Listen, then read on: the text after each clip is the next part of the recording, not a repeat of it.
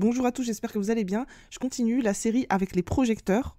Alors dans un précédent podcast, j'avais parlé de l'invitation et certains me demandent comment on peut l'appliquer en business.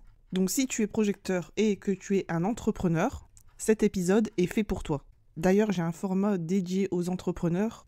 C'est une consultation Human Design Business qui va t'aider à restructurer ton business, réaligner ton énergie et réaligner tes croyances. Et si tu veux en savoir plus, n'hésite pas à me contacter sur Instagram. Donc maintenant, je commence dans le vif du sujet. Alors, comment tu peux attendre l'invitation pour vendre tes services ou tes produits sans forcer ?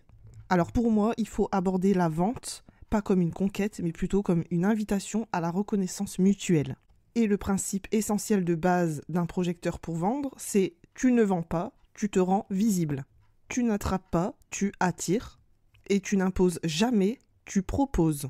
Juste dans la vibration des mots, ça change tout. Donc comment tu peux attendre l'invitation pour vendre sans être passif ? Première chose, ce serait d'exposer ta vision et pas ton offre. Alors ça paraît contre-intuitif, mais je vous assure que ça fonctionne. Donc pour moi, tu dois parler de ce que tu vois, ce que tu comprends, ce que tu ressens dans ton domaine. Tu peux raconter un peu ce que tu observes chez tes clients idéaux. Tu peux aussi partager ce que tu aimerais changer dans leur réalité. Et le fait d'exposer ta vision et non pas ton offre, tu seras identifié comme un guide naturel et sans forcer. Alors concrètement, comment tu peux exposer ton offre, mais que tu ne le proposes pas de front ? C'est très subtil la vente pour vous, projecteurs, et c'est pour ça que j'aime bien vous en parler. Donc pour moi, il faut que tu sois clair sur ce que tu peux offrir. Alors surtout ne dis pas « je propose un accompagnement, prends rendez-vous maintenant » ou encore « tu devrais bosser avec moi, je peux t'aider ».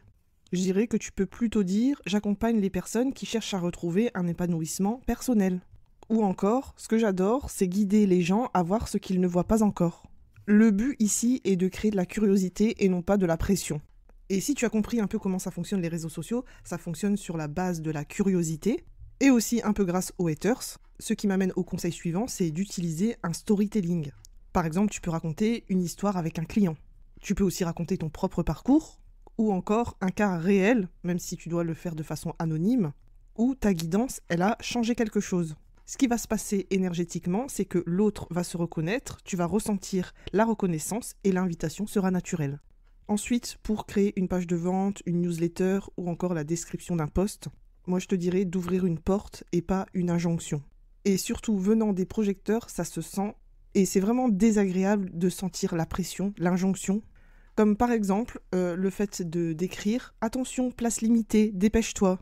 Ou encore, si tu n'investis pas en toi maintenant, tu resteras bloqué. Vous n'êtes pas des manifesteurs. Un projecteur attire par le calme, pas par la pression. Donc pour moi, ce que tu pourrais écrire, c'est « Si tu sens que c'est le bon moment pour toi, je serais ravi d'en discuter. » Ou encore « Je laisse ça ici pour ceux que ça appelle. » Ou pour créer de la connexion, tu peux dire « Tu peux m'écrire si tu veux en parler en profondeur. » Et ce qui me semble important, c'est que tu laisses les autres parler de toi. Et par exemple, tu peux répondre dans des commentaires avec un angle fin et percutant, même si ça vient d'un haters. Ensuite, pour moi, au lieu de lancer des offres, pour moi, tu dois créer un espace d'invitation. Il y a justement une projecteur que je suis sur les réseaux qui le fait très bien. Elle s'appelle Lorraine et il me semble que son compte Instagram, c'est Maison Unique Consulting.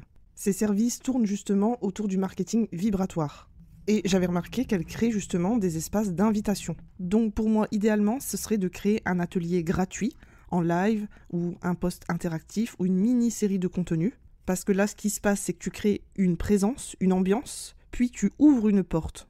Et à la fin de tout ça, tu peux dire « si ça résonne pour vous, je suis dispo pour ceux qui voudront aller plus loin. » Et ce qu'il ne faut surtout pas faire, parce que ça aussi je l'ai déjà vu, voici mon nouveau service, je prends 4 personnes. Viens en MP pour plus d'informations. Là, ici, tu ne crées pas du tout de curiosité. Là, on n'a pas envie de t'inviter. Et je vois tellement de projecteurs fonctionner de cette manière, et vraiment, ça ne me donne pas du tout envie. Mon conseil suivant, ce serait de travailler sur ton champ énergétique avant toute action commerciale. Et un projecteur qui est magnétique, il l'est parce qu'il est reposé, aligné et qu'il a de la clarté. Donc pour moi, avant de publier ou de parler de ton offre, demande-toi, est-ce que je suis dans le calme ou est-ce que je suis dans le manque ? Ou encore, est-ce que j'ai besoin que quelqu'un m'achète pour me sentir validé ? Car attention, si tu es dans l'urgence ou la fatigue, ton aura, elle va se fermer. Par contre, si tu es centré et bien dans ton énergie, tu verras que ton aura invite naturellement. Ensuite, il y a quelque chose que j'ai remarqué, c'est que certains se donnent corps et âme dans leurs réseaux sociaux, dans le but de vendre, et qu'ils pensent qu'ils doivent publier et être constamment en ligne. Mais n'oubliez pas que votre énergie, elle est précieuse. Donc n'hésitez pas à utiliser des silences et des temps morts comme stratégie. Tu peux tout à fait publier, puis disparaître. T'as pas besoin d'enchaîner des stories ou des posts, ton absence, ça crée aussi du mystère. Et ne t'inquiète pas parce que les gens reviennent d'eux-mêmes. Et ça, vraiment, j'ai envie que ça rentre dans vos têtes de projecteurs, que vous n'avez pas besoin de tenir l'attention, vous avez juste besoin de créer une trace énergétique. Et mon conseil suivant, bien sûr, ne vends pas à tout le monde, parle à ta personne. Il y a beaucoup de marketeurs qui vont vous en parler, mais c'est tout à fait réel. Ta vente n'a pas besoin d'être large, elle doit être spécifique, intime et vibrante. Donc pour trouver un peu ton client idéal, ce que tu peux faire, c'est te poser la question « Qui est la personne que je suis vraiment faite pour guider ?»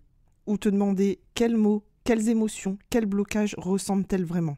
Tu peux parler comme si tu parlais à un ami.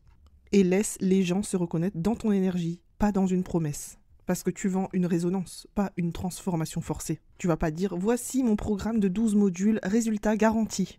Tu peux plutôt dire « Voici ce que j'ai vu chez ceux que j'accompagne ». Ou encore, tu peux m'écrire si tu veux clarifier quelque chose. Encore une fois, tu ne présentes pas ton offre, tu vends ta résonance, tu vends ton énergie. Et enfin, pour résumer, en tant que projecteur, pour vendre, c'est cultiver l'envie de t'inviter. Ce que tu dois éviter, démarcher en masse, pousser ton offre, donner des conseils non sollicités, ou encore créer des injonctions, ou de la pression, ou te rendre indispensable. Ce que tu peux faire à la place, c'est être visible là où on te reconnaît, parler de ta vision, partager des clés, des observations, créer de la confiance, de la clarté, de la mise en lumière, te rendre disponible et inspirante. Et tu verras que les invitations vont affluer. Donc voilà, c'est la fin de ce podcast. J'espère que ça t'a aidé. N'hésite pas à me mettre en commentaire ce que tu en as pensé. Sur ce, je te dis à bientôt.